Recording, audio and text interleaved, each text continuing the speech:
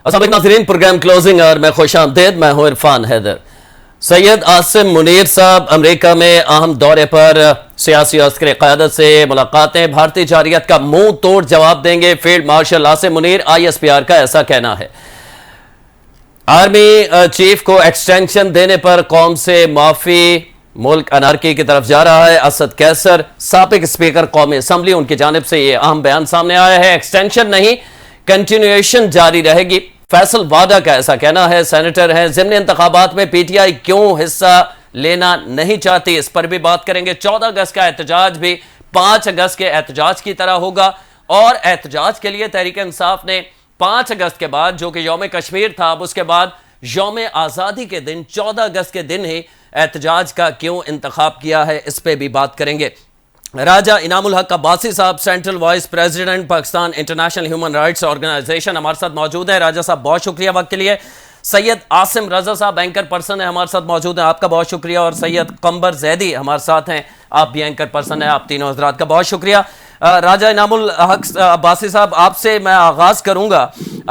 हम देख रहे हैं कि जिस तरह दुनिया भर में पजीराई हो रही है और दुनिया पाकिस्तान के मौक़िफ़ को तस्लीम कर रही है, मैं अपने सहाफ़त के 16-17 साल जो तालिब इल्मी में गुजरे, कम अज़ कम मैंने नहीं देखा इस तरह के खारजी मकाम पर इतनी बड़ी और वाज़ेह कामयाबियां जो पाकिस्तान में पिछले 1 साल में हासिल की हैं, इस पर क्या कहेंगे? जी बहुत शुक्रिया आपका। बहुत बेहतर आपने पहले से ये चीजें बता दी हैं, इसमें कोई शक नहीं है। हर हुकूमत आती है तो वो कोशिश करती है कि कुछ ना कुछ बेहतरी लाई जाए, लेकिन जहां आके केमिस्ट्री बनती है ना, वहां एस्टेब्लिशमेंट और गवर्नमेंट जब एक ही पेज पे होकर चलें तो फिर इसी तरह की चीजें सामने आती हैं। और जब आपको कोई मुखलस और दयानतदार क़यादत मिल जाए और ईमान का कतरा भी हो, ठीक है, तो वहां पे फिर नताइज कुछ और मिलते हैं। अच्छा। तो ये पाकिस्तान की खुश नसीबी है, ठीक है। बहुत से इख्तलाफात पे बातें हो सकती हैं, लोग करते हैं, करनी भी चाहिए, लेकिन चाहे मामलात अंदर के हों पाकिस्तान के या बाहर खारजी मामलात हों, जिस तरीके से field marshal general Syed Asim Munir साहब ने टेक ऑन किया, जिस तरीके से बेहतर तरीके से एक जमहूरी जो है ना क़यादत को भी साथ उनका दिया अच्छे अंदाज में, और खुद भी मुल्क के अंदर भी और मुल्क के बाहर भी जिस तरीके से पाकिस्तान और पाकिस्तान के दिफा के लिए और पाकिस्तानी कौम का सर फख्र से बुलंद करने के लिए जो कोशिशें की जा रही हैं, जो कर रहे हैं, उनके लिए खराजे तहसीन पेश करते हैं। दूसरी चीज ये है, आपने कहा कि इंडिया के हवाले से जैसे बात की कि बाहर जो कुछ किया गया वो उनकी पॉलिसियां हैं, हर मुल्क की अपनी अपनी पॉलिसीज होती हैं। हमने अपनी पॉलिसीज के तहत चलना है कि क्या हमारे मुल्क के लिए, हमारे लोगों के लिए बेहतर है, और हम अल्लाह की मेहरबानी से खारजा महाज से भी बड़े बेहतर अंदाज में जा रहे हैं। और इसमें कोई शक नहीं है कि दहाइयों से देखा जाए तो जितने बेहतर अंदाज से आज मुल्क के अंदर और बाहर, खासकर खारजा पॉलिसी के हवाले से, जहां आपको बिल्कुल ना माजर के साथ किराए के सिपाही के तौर पे देखा जाता था पाकिस्तानियों को, आज पाकिस्तानी कौम का और पाकिस्तानी पासपोर्ट की जो इज्जत है, जो एहतराम है, आपने देखा कि जनाब जो फॉल्स ऑपरेशन किया गया था इंडिया की तरफ से, उसका मुंह तोड़ जवाब जिस अंदाज में दिया गया और जिस तरीके से हमारी फोर्सेस ने और जॉइंटली जो जवाब दिया, जिस तरीके से हमारी एयरफोर्स ने जवाब दिए, और फिर इसके साथ साथ जो सियासी क़यादत ने भी भरपूर अंदाज में जवाब दिया, उससे आपका हमारा सर फख्र से बुलंद हो गया। ना सिर्फ पाकिस्तान के अंदर, बल्कि आप देख लें कि बाकी दुनिया में भी कहां कहां किस तरह के मुल्कों में जो पहले आपको उस अंदाज से ट्रीट नहीं करते थे, इस एक्शन के बाद आपका इज्जत और एहतराम 100 गुना बढ़ गया लोगों की नजर में। ठीक है सैयद आसिम रजा साहब, आर्मी चीफ का ये दूसरा दौरा है, गैर मामूली दौरा है, इस हवाले से भी मैं चाहूंगा आप राय दें। और साथ साथ भारत को ना सिर्फ जंग के मैदान में धूल चटाई पाकिस्तान में, बल्कि हम देख रहे हैं कि ईरान जब इसराइल को नाकाबिले तलाफी उसने नुकसान दिया, उस जंग के बाद ईरान के सदर ने पाकिस्तान का शुक्रिया अदा किया, पाकिस्तान तशरीफ लाए, उनके असम्बली के अंदर पाकिस्तान के हक में नारे लगाए गए, हमने देखा। फिर हम देख रहे हैं कि जिस तरह अमेरिका जैसी सुपर पावर दुनिया भर के हवाले से अपने ख्यालात का इजहार करती है, जो पाकिस्तान के हवाले से ट्रंप कह रहे हैं, और जिस तरह वो मोदी को उसकी असलियत बता रहे हैं, ये हमने माजी में पहले कभी नहीं देखा। जी बहुत बहुत शुक्रिया इरफान। देखो, सबसे पहले तो ये पाकिस्तान की एक मिलिट्री डिप्लोमेसी की बहुत बड़ी कामयाबी है। जहाँ सिफारती डिप्लोमेसी की बात कर रहे हैं, वहाँ पर हमारी सिफारतकारी बहुत अच्छी थी, वहाँ पर हमारी मिलिट्री डिप्लोमेसी जो है उसने बहुत अहम किरदार अदा किया। अब बात आती है सैयद आसिम मुनीर साहब के इस दौरे के हवाले से। देखें, जनरल कुरेला पिछले दिनों पाकिस्तान में तशरीफ लाए और एनडीयू में जो एक कॉन्फ्रेंस थी जिसमें दुनिया के डिफेंस के हवाले से बहुत अहम शख्सियात थी, इसमें उनको हमने एक अवार्ड भी दिया, निशान पाकिस्तान भी दिया, और वो बड़े खुश पाकिस्तान से वापस गए। उससे पहले हमने देखा कि ये पाकिस्तान के हवाले से जो वहाँ की डिफेंस कमेटी का इजलास था, उसके अंदर जो जनरल कुरेला का बयान था, उसने तबाही मचा दी थी इंडिया की, जिसमें उन्होंने पाकिस्तान की न सिर्फ तारीफ की थी बल्कि पाकिस्तान की अहमियत के हवाले से भी बात की थी। लेकिन इस मरतबा बुनियादन मरसूस और मार्का हक में जो शिकस्त दी है भारत को और जो फतह हासिल हुई है, उसमें बिलाशुबा पाकिस्तान की अफवाज ने पूरी दुनिया को ये दिखा दिया है कि पाकिस्तान की अफवाज इस खत्ते के लिए बल्कि पूरी दुनिया के लिए कितनी अहम है। उसमें हमने देखा कि इसराइल ईरान जंग का, जिसका आपने तस्करा भी किया, उसमें जब आसिम मुनीर साहब अमरीका तशरीफ ले गए और ये तारीख में पहली मरतबा हुआ कि किसी मुल्क का आर्मी चीफ जो है, इसको सदर जो है अमेरिका का, वो मदऊ करता है लंच के ऊपर या उसको व्हाइट हाउस में दावत देता है। और ये एक ऐसी शिकस्त थी भारत के लिए जो कि रहती दुनिया तक उसके लिए एक हजीमत का बाइस बनी। और फिर 10 मई को जो पाकिस्तान ने बंदियानुल मरसूस में एक ऐसा वार इंडिया के ऊपर किया जिसके बाद वो घुटनों पे आया और अमेरिका के घुटने पकड़ के उसने सीज फायर की बात की। और ये एक ऐसी तारीख रकम हो गई है कि जिसने पाकिस्तान की अहमियत को न सिर्फ उजागर किया बल्कि पाकिस्तानियों की अहमियत को पूरी दुनिया में एक मरतबा फिर उजागर कर दिया है। और मतलब मैं कह सकता हूँ कि पाकिस्तान के लिए एक नई, जिसे कह सकते हैं, तारीख रकम हो गई। अच्छा, ये दौरा जो अभी आर्मी चीफ का चल रहा है, इसमें नई जो सेंटकॉम की कमांड है, जो एडमिरल साहब आए हैं, वो उन्होंने कमांड संभाली और जनरल कुरेला रिटायर हो रहे हैं। तो इसमें पाकिस्तान के आर्मी चीफ को बुलाना एक बड़े एजाज की बात, क्योंकि सेंटकॉम वो इदारा है जो कि क्योंकि पूरी दुनिया को तकसीम किया हुआ है अमेरिका ने कमांड के लिहाज से। तो सेंटकॉम वो कमांड है जो कि इस खत्ते के अंदर, जिसमें पाकिस्तान भी शामिल है, इसकी कमांड को, स्ट्रेटेजी को, उसके अलावा यहाँ पर उनके साथी जो है उनको वो देखती है। और इस कमांड के साथ पाकिस्तान की इस तरह की यकसुई होना एक बहुत अहमियत की हानि है, क्योंकि इस खत्ते के अंदर अगर हम पहले देखें कि नेट सिक्योरिटी प्रोवाइडर के तौर पर भारत अपने आप को पेश करता था और एक फेक सा उसने अपना एक नैरेटिव बनाया हुआ था और दुनिया में उसने एक पाकिस्तान के खिलाफ एक प्रोपोगंडा मचाया हुआ था जो कि सारा भेद खुल के सामने आ गया। और इस मरतबा भी जो प्रोपोगंडा है दुनिया ने उसको बाय आउट नहीं किया। पहलगाम वाकया दहशतगर्दी का पूरी दुनिया ये कह रही है। उससे पहले भी अगर हम देखें इस सदर क्लिंटन के दौरे के ऊपर जिसमें 35 सिखों को मारा गया था और उसके बाद जो एक किताब लिखी गई और उसके अंदर क्लिंटन साहब ने उसके ऊपर ये पीस तहरीर की कि ये इनसाइड स्टफ था, यानी कि पाकिस्तान पर इल्जाम लगाया जा रहा था, ये भारत ने खुद किया था।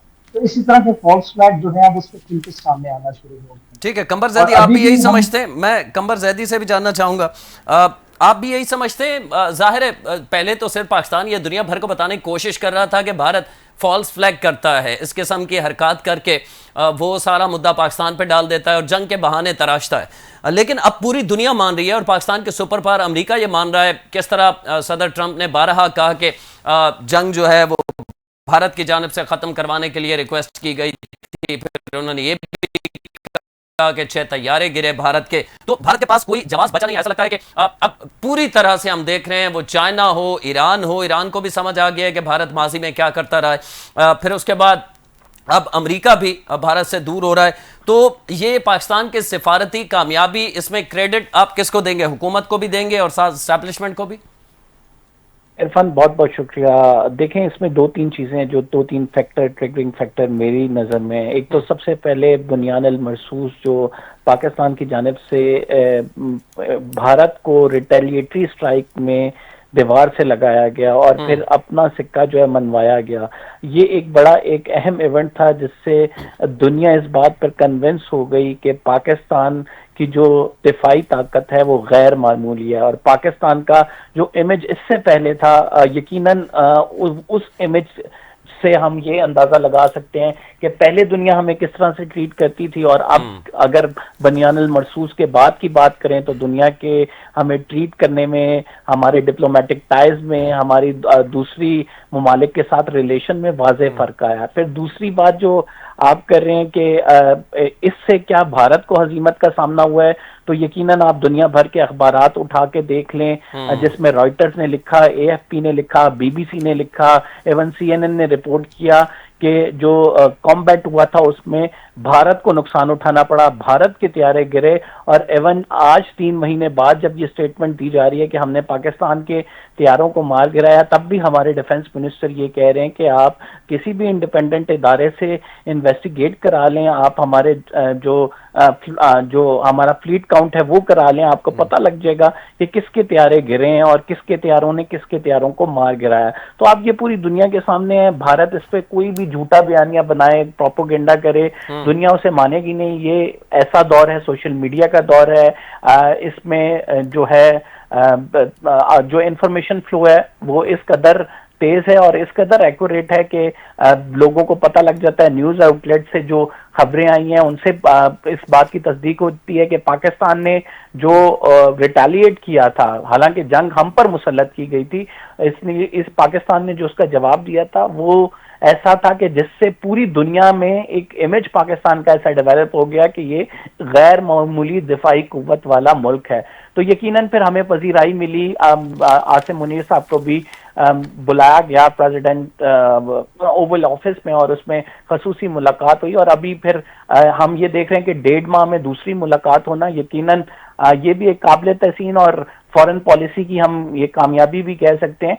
लेकिन इसके साथ साथ जो इसका क्रेडिट है, मेरा ख्याल से अगर आप हुकूमत को इसका क्रेडिट देना चाहेंगे तो वो हुकूमत का बनता नहीं। हमें पता है कि पाकिस्तान में एक हाइब्रिड रिजीम है और हाइब्रिड रिजीम में फैसले ज्यादातर कहाँ से होते हैं। अगर फॉरेन पॉलिसी की बात की जाए, डिफेंस की बात की जाए, तो डिफेंस और फॉरेन पॉलिसी के फैसले ज्यादातर एस्टैब्लिशमेंट लेती है और ये क्रेडिट भी एस्टैब्लिशमेंट को जाता है कि जिस तरह से बुनियान अल मरसूस के बाद पोस्टरिंग हुई है, डिप्लोमेसी हुई है, फिर एग्रेसिव डिप्लोमेसी ने रोल प्ले किया है, जिसकी बात हम बार बार करते थे। हम बार बार ये कहते थे कि भारत अगर आप पर इल्जाम लगाकर अटैक कर रहा है तो पाकिस्तान की डिप्लोमेसी ऐसी क्यों नहीं है, पाकिस्तान सिर्फ अपने डोजियर भेजने की हद तक क्यों रहता है। उसके बाद फिर हमने देखा कि बार बार मीडिया में ये इशू उठाया गया तो बिलावल भुट्टो जरदारी की क़यादत में वक्त गया, मुख्तलिफ ममालिक को कन्विंस करने की, उनसे बात करने की कोशिश की गई कि पहलगाम वाक़या जैसा फॉल्स फ्लैग ऑपरेशन फ्यूचर में भी हो सकता है। और इसलिए पाकिस्तान जो है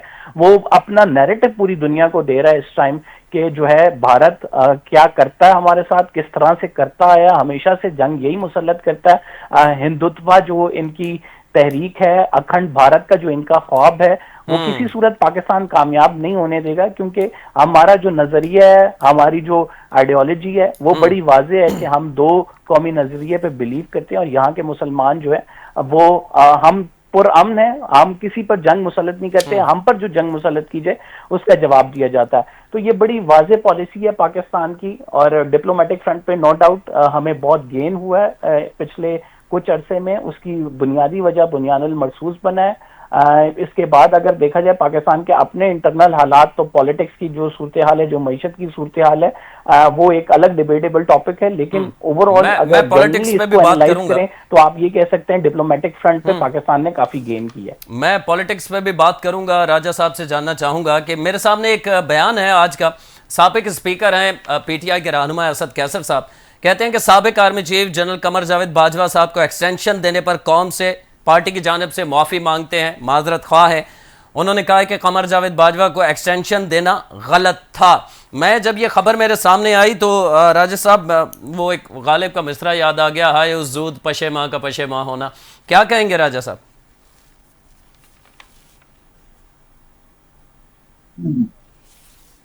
राजा इनामुल हक साहब।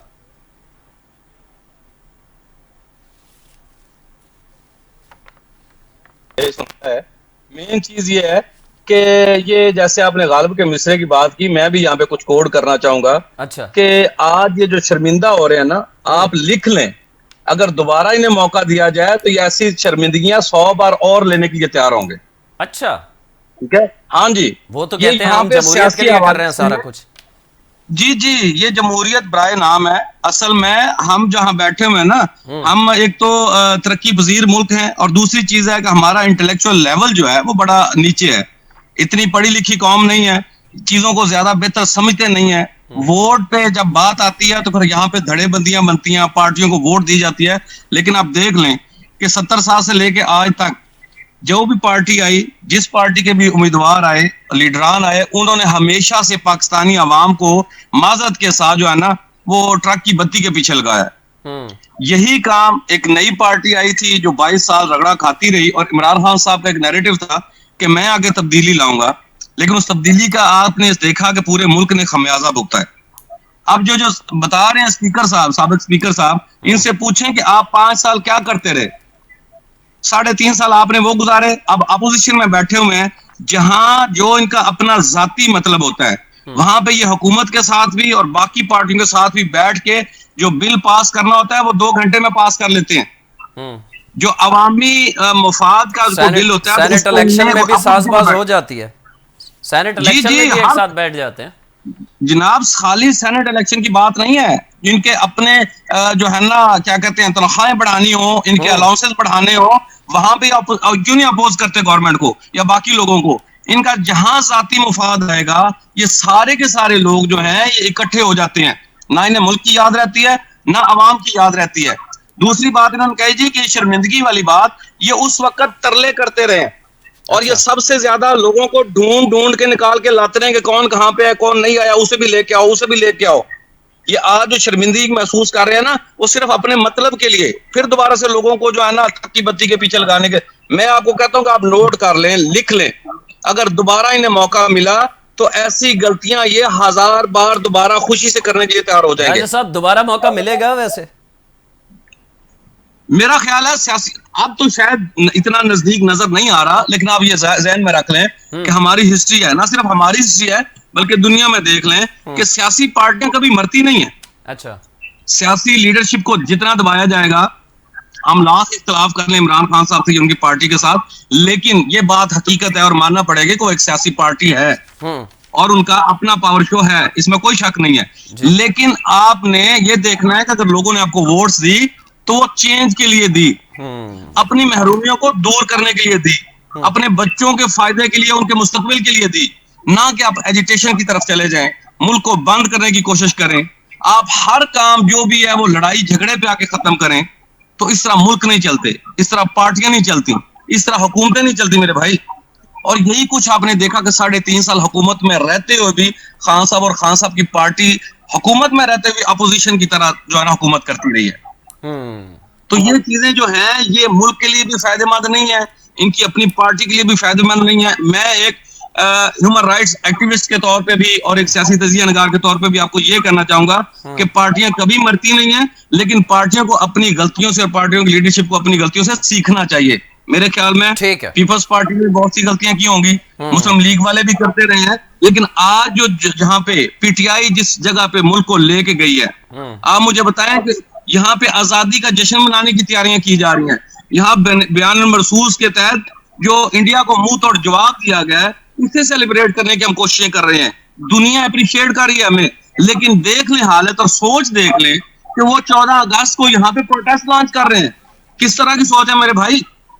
इस पे बात करेंगे, इस पे राजा साहब बात करेंगे। मैं थोड़ा सा ना टेक्निकल इसका जवाब चाह रहा हूँ। सैयद आसिम रजा एंकर पर्सन है और एक काफी अरसे से सहाफत में है, तो हम इनसे कुछ मैं इस तरह जानना चाहूंगा।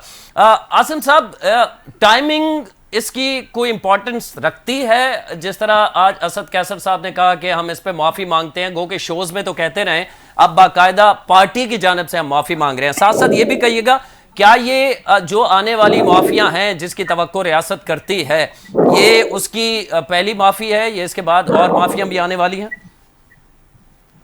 देखिए जी, मैं तो वो अल्फाज याद कर रहा हूँ जो इमरान खान साहब कहते हैं, यार मिसीर जो होता है वो कौम का बाप होता है। अच्छा। तो उसको बाप डिक्लेयर किया, और उसके बाद जब एक्सटेंशन हो रही थी, ये वही एक्सटेंशन है जिसके बाद ये तय हुआ था कि इमरान साहब का जाना तय हो, यानी कि डील होगी थी पीपल्स पार्टी से और नून लीग से, इमरान साहब के खिलाफ वोट ऑफ नो कॉन्फिडेंस लाया जाएगा।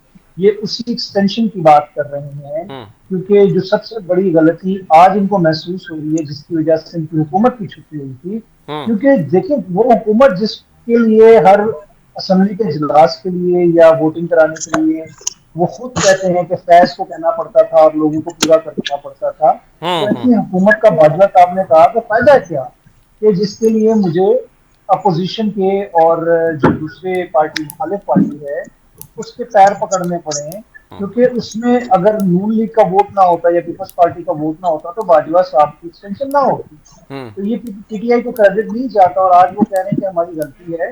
ये इनकी गलती नहीं थी, क्योंकि उस वक्त तो सारा कुछ मैनेज बाजवा साहब और फैसला कर रहे थे। अच्छा। पीटीआई को उसमें लेना देना ही कोई नहीं था। और दूसरी बात यह है कि उस वक्त तो आपने उसको अपना बाप डिक्लेयर किया था, ठीक है, और आज आप कहते हैं कि हमारे लिए बहुत बड़ी गलती है, हम उसको गलती मानते हैं। तो ये मेरे ख्याल से एक सियासी बयानिया जरूर हो सकता है। इनको आज भी मौका मिलेगा तो इस तरह की 1000 गलतियां दोबारा करेंगे, और ये अच्छा। अभी इस तरह की गलतियां करने के लिए रिक्वेस्टें कर रहे हैं, क्योंकि बनियानुल मरसूस और मार्का हक के बाद जो फौज के खिलाफ इन्होंने जहर घोला था अवाम के दरमियान, अनफॉर्चुनेटली जो दुश्मन आज तक नहीं कर सका था वो इमरान साहब की पार्टी ने किया। ठीक है, इनकी पार्टी को खत्म नहीं किया जा सकता, अवाम का रुख कभी भी तब्दील हो सकता है। जिसे कह सकते हैं ना, हरफ आखिर सियासत में कुछ भी नहीं होता, लेकिन फिलहाल अभी करीब मुझे कोई ऐसी सूरत हाल नजर नहीं आती। सूरत नजर नहीं आती। कंवर जैदी साहब, मैं आपसे भी जानना चाहूंगा, ये इस मौका पर जब 9 मई की सजाएं भी आ रही हैं, हालात पीटीआई के लिए अच्छे नहीं हैं, इस दौरान इस माफी की जरूरत क्यों पेश आई, क्या समझते हैं? देखें, अगर माफी जिस भी लम्हे पे जरूरत पेश आई है और वो ये समझते हैं कि उन्होंने गलत किया था और जो कि गलत किया भी था, तो मेरा ख्याल से इट्स नॉट टू लेट। और आपको अगर कोई आपकी गलती किसी भी वक्त में ये रियलाइज हो जाए कि आपने वो गलत काम किया और उसके लिए आप शर्मिंदा भी हैं और कहते भी हैं कि आपने ये आइंदा दोहराना नहीं है, तो मेरा ख्याल से ये पीटीआई का अच्छा इकदाम है। और इसके साथ ये इकदाम भी देखने की जरूरत है कि वो तो अपनी गलती मान कर और आगे बढ़ने के हवाले से कह रहे हैं कि हम आगे ऐसी गलती नहीं करेंगे, लेकिन मौजूदा हुकूमत का इस हवाले से क्या प्लान है और मौजूदा हुकूमत इससे पहले क्या कर चुकी है और मौजूदा हुकूमत अपने मुख्तलिफ अदवार में क्या करती आई है, ये भी सबके सामने है, ये तारीख भी सबके सामने है। तो हमें एक लेंस से नहीं देखना चाहिए कि एक पर्टिकुलर लेंस से एक सियासी पार्टी को इसकी टाइमिंग्स के हवाले से क्रिटिसाइज करें, बल्कि हमें ओवरऑल पिक्चर में देखें कि हमारी सियासी जमातें करती क्या हैं, हमारी सियासी जमातें एक्सटेंशंस देती क्यों हैं और एक्सटेंशंस की जरूरत क्यों पेश आती है। चाहे वो पीटीआई ने दी हो एक्सटेंशन, वो गलत है, चाहे वो मुस्लिम लीग नून दे या फिर उसके लिए कानून साजी करे, उस पर भी बड़े सवालात उठते हैं। और चाहे पीपल्स पार्टी के ये दौर में हुआ हो, तो वो भी इक्वली उस पर भी क्रिटिसाइज होता है और इक्वली रिस्पॉन्सिबल होती हैं सियासी पार्टियां। नवाज शरीफ साहब के दौर पे वैसे हुई नहीं कोई तारीख में, ऐसा मिलता नहीं है। डेमोक्रेटिक पार्टी है, उसका एक एजेंडा होना चाहिए कि हमने अवाम में किस तरह से डिलीवर करना है, अवाम की फलाह बहबूद किस तरह से करनी है। लेकिन अनफॉर्चुनेट बड़ा है हमारे माशरे में कि हमारे मुल्क का निजाम इस तरह है कि जो भी सियासी पार्टी आती है वो कंधा तलाश करती है जिसपे चढ़कर एक तो वो आए और जिस पर चढ़कर वो हुकूमत करती रहे। जब तक वो पेज सेम रहेगा तब तक मामला ठीक चलते रहेंगे। जहां पे वो पेज फट जाएगा तो हम देखेंगे कि 2 साल हो, 3 साल हो, वजीर आजम चेंज हो जाएगा। इसी वजह से बदकिस्मती है इस मुल्क की कि 75 साल तारीख में किसी भी वजीर आजम ने अपनी मुद्दत पूरी नहीं की है। तो ये सारी चीजें जो है सियासतदानों को सोचनी है, और सियासतदानों अगर ये सोचने के बाद वो समझते हैं कि उन्होंने गलतियां की हैं, तो मेरा ख्याल से ये बड़ा दुरुस्त कदम है।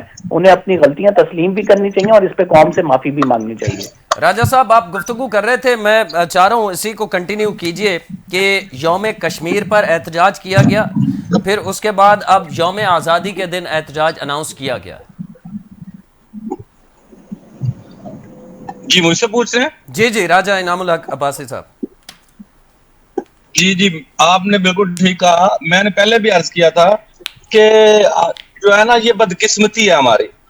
हम सियासी इख्तलाफात को या अपने जाती मफाद में हमें इतना आगे नहीं बढ़ना चाहिए कि जहां पे हम अपने मुल्की मफादात को मुकद्दम रखने की बजाय अपनी जातियात को ज्यादा जो है ना आगे फ्रंट पे ले आए। और यही कुछ पीटीआई और पीटीआई के जो लीडरान हैं वो यही कुछ कर रहे हैं। जितनी लीडरशिप है वो देख लें कि वो जहां जहां कश्मीर डे के हवाले से देख लें, और वो सबसे बड़ी चीज है कि आपने अनाउंस कर दिया, आपने अपनी नीयत जाहिर कर दी, अब वो अवाम में उसे इतनी पजीराई नहीं मिली तो वो आपकी बदकिस्मती है। क्योंकि अवाम ही बेहतर समझते हैं कि हमने क्या करना और क्या सोचना है। अब इसी तरह 14 अगस्त के हवाले से मैंने जैसे आपको कहा कि दुनिया में जितनी पजीराई आपको, आपके मुल्क को, आप पाकिस्तान के नाम को, पाकिस्तान की डिफेंस फोर्सेस को, आपकी हुकूमत को दुनिया में इंटरनेशनली जो पजीराई मिल रही है इंडिया का जो है ना मुंह तोड़ जवाब देने के बाद, तो आज 14 अगस्त उस हवाले से हमें 100 गुना बढ़ के सेलिब्रेट करना है और हमारा हक बनता है ये करना चाहिए। ठीक है। इस चीज को और वाक़ई करना चाहिए और उजागर करना चाहिए। यहाँ पे चाहिए ये था, हमेशा से मैंने देखा सियासी पार्टियां अपने जाती मुफादात की कोशिश करती हैं, लेकिन इतना आगे नहीं जाती जितना कि पीटीआई की लीडरशिप जा रही है। क्योंकि मुल्क है तो पार्टियां भी है, मुल्क है तो आपकी लीडरशिप भी है।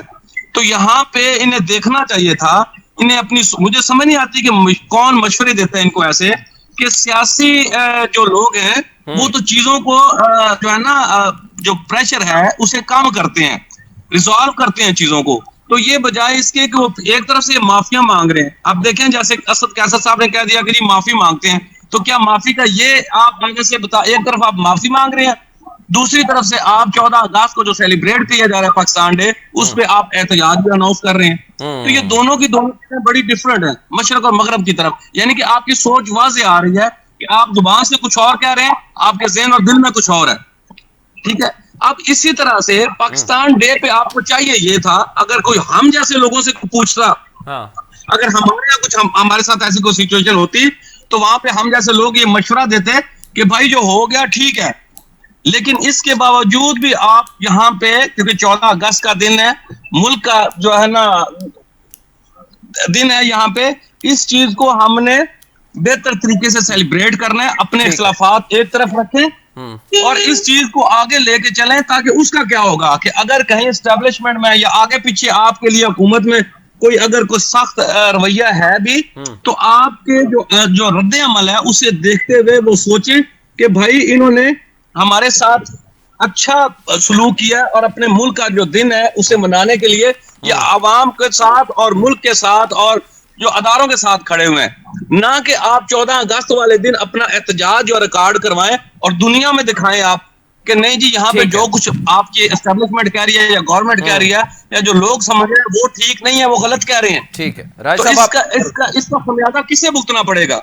क्या सिर्फ ये मुल्क की बदनामी है या इन्हें अपना भी खमियाजा भुगतना पड़ेगा, पीटीआई और पीटीआई की लीडरशिप को भी? ठीक है। आखिर में आसिम भाई, हमारे पास 2 मिनट रह गए हैं। मैं चाहूंगा कि 5 अगस्त को हमने एहतजाज देख लिया, माजी के एहतजाज देख लिए, 26 नवंबर हो, 5 अक्टूबर हो, उससे पहले जलसे भी करते रहे हैं। 50 से ज्यादा जलसे किए थे। अदम एतमाद के बाद बानी पीटीआई उस वक्त खुद बाहर थे। क्या जो कहा जाता है, जो मुतालबा इस एहतजाज के थ्रू किया जाता है कि बानी पीटीआई को रिहा कर दें, वो तो जाहिर है अदालत से ही अगर होनी है तो रिहाई होनी है। तो इस एहतजाज को फिर किस तरह लिया जाए, और ख़ासतौर पर 14 अगस्त के दिन जिस दिन लोग पाकिस्तान के परचम लेके निकलते हैं। कल खानजादा साहब, रिजवान खानजादा साहब साबिक सदर हैं पीटीआई के सिंध के, वो मेरे साथ मौजूद थे प्रोग्राम में। उन्होंने कहा हम एक हाथ में पाकिस्तान का परचम होगा, दूसरे हाथ में पीटीआई का परचम होगा। देखिए, बड़े सोचमंद बात है कि यौम इस्तेसाल कश्मीर के हवाले से 5 अगस्त का दिन है, उस दिन आपने एहतजाज अनाउंस किया। ये कम अक्ली नहीं, मैं कहूँगा ये एक सियासी, जिसे कह सकते हैं ना कि शॉर्ट साइटनेस है, कि आपको ये नहीं मालूम कि आप किस दिन क्या रख रहे हैं, बस जो कह दिया गया उस पर मनवान अमल करना है। खान साहब को नहीं पता, उनको तो ये नहीं पता जापान और फ्रांस का बॉर्डर आपस में मिलता है कि नहीं मिलता। याद होगा आपको, उन्होंने बयान दिया था कि दोनों पड़ोसी मुल्क है, तो उनको तो बैठे हुए जेल में वही नाजिल होती है और वो बोल देते हैं, पीछे देखते नहीं है कि दिन कौन सा है, रात कौन सी है, त्यौहार कौन सा है। 14 अगस्त को भी लोगों ने पाकिस्तान का, जिसे कह सकते हैं ना कि हम दरमियान महसूस और मारता के बाद पूरी कौम जोर से मना रही है। इसमें बड़ा टेक्निकल पॉइंट है, वो ये चाहते हैं कि जी, क्योंकि वैसे तो आवाम निकल नहीं रही 26 नवंबर के बाद भी, जिस तरह की लीडरशिप छोड़ के लोगों को भाग गई थी, तो लोगों को गाड़ियां रोक के 4 गाड़ियां आगे लगा दो, 4 गाड़ियां पीछे लगा दो, ट्रैफिक ब्लॉक करो, 4-5 झंडे गाड़ियों पे लगा के एक दिखाओ कि ट्रैफिक जैम जब होगी, दुनिया का एक बहुत बड़ा, जैसे कहते हैं, जब में वकील निकल आएगा। ये पुरानी टैक्टिक्स है पीटीआई। तो ये यही चाह रहे हैं कि इसी चक्कर में, क्योंकि अब इनको अपनी मैन पावर दिखानी है और इनको कहा गया है कि 14 अगस्त को तो दुनिया वैसे निकली हुई होगी, तो ये कुछ झंडे निकाल के कुछ वीडियोस बना के दिखा देंगे कि अवाम का बहुत बड़ा इज्तिमा या रैली निकल आई। तो ये नहीं देख रहे कि इस एहतजाज के पीछे उस दिन 14 अगस्त का जश्न आज़ादी है। लोगों ने इनके इस नैरेटिव को रिजेक्ट कर दिया है। वो 5 अगस्त को नजर आ गया पूरे इस्लामाबाद में, मैंने कहीं कोई बंदा नहीं देखा जो बाहर निकला हो। इसी तरह मेरा नहीं ख्याल कि पाकिस्तान में कहीं और इस तरह का बहुत बड़ा कोई इज्तिमा या रैली हुई है। तो इसको इसलिए उन्होंने टेक्निक्स को खेला है कि जी 14 अगस्त को आवाम पहले बाहर होगी, तो उसी में हम अपने झंडे बीच में लगा के और दिखा देंगे कि शायद देखो कितनी आवाम निकल आई है बाहर। तो ये जो ट्रैफिक ब्लॉक करके गाड़ियों की फुटेज दिखाना पुराना टैक्टिक्स में था। आपको याद होगा जलसों में आगे आवाम नहीं होती थी, पंडाल खाली होता था और कैमरों के सामने आके कहा जाता था कि आवाम का समंदर है यहाँ पे। ये तमाम ऐसे ही चीजें जो होता है है। पीटीआई के हवाले से, ये इनका एक पुराना टैक्टिस है। इस हवाले से वो 14 अगस्त को यूज करना चाह रहे हैं। ठीक है। शर्म इस बात की इनको नहीं आ रही कि जश्न आजादी है और हम एक ऐसी कौम के साथ मिलकर ये जश्न मना रहे हैं कि जो अभी अभी एक बहुत बड़े मार्का हक से बाहर निकली है। बल्कि 12 और 13 अगस्त को तो भारत ने दोबारा नोटअप जारी किया हुआ है और खतरा है कि वो दोबारा कहीं कोई बेवकूफी ना करे। तो इनको चाहिए कि इन हालात को देखते हुए कोई सियासी जमात होती, विजनरी होती, तो कभी भी ऐसे इकदाम ना करते। और खान साहब की रिहाई तो अदालतों ने करनी है, ये सड़कों पर निकल के क्या रिहा करा लेंगे उनको? जैसे अली अमीन गंडापुर चढ़ाई करते थे इस्लामाबाद पे, कल जेल जाएंगे और उनको बाहर निकाल लेंगे। तो ये ठीक है। पता नहीं कौन से इमरान तरीज या कौन से डाइजेस्ट पढ़ के सारी जिंदगी ये एक जिसे कह सकते हैं ना अफसानवी बातें करते हैं। तो इससे ठीक है। कोई फर्क नहीं पड़ेगा, लेकिन इससे हाँ कोई फर्क नहीं पड़ेगा। जरूरी हमारा होगा टाइम कि तकरीबन मुकम्मल हो चुका है। बहुत बहुत शुक्रिया, हमारे साथ मौजूद थे एंकर पर्सन आसिम रजा साहब और हमारे साथ राजा इनामुल हक अब्बासी साहब मौजूद थे और एंकर कंबर जैदी भी हमारे साथ मौजूद थे। नाजरीन, मुस्तकबिल सियासत में क्या तब्दीलियां और क्या कुछ होने जा रहा है, इस पे बहस व मुबाहिसा मुख्तलिफ टीवी चैनल्स अपने अपने अंदाज में करते रहते हैं। कोशिश होती है हमारी कि हम टू द पॉइंट आपको ये बता सकें अपने प्रोग्राम में कि जो सियासी तब्दीली है वो जमहूरियत के हक़ में किस तरह बेहतर हो सकती है, किस तरह पाकिस्तान में मुआशी मसाइल हल हो सकते हैं और साथ साथ किस तरह पाकिस्तान में खारजी सतह पर जो कामयाबियां हासिल कर रहा है पाकिस्तान ख़ास तौर पर, उसको किस तरह सेलिब्रेट करना चाहिए, इस हवाले से भी हमने कोशिश की है प्रोग्राम में बात। तो अगले प्रोग्राम तक के लिए इरफान हैदर को इजाज़त दीजिए। अल्लाह निगहबान।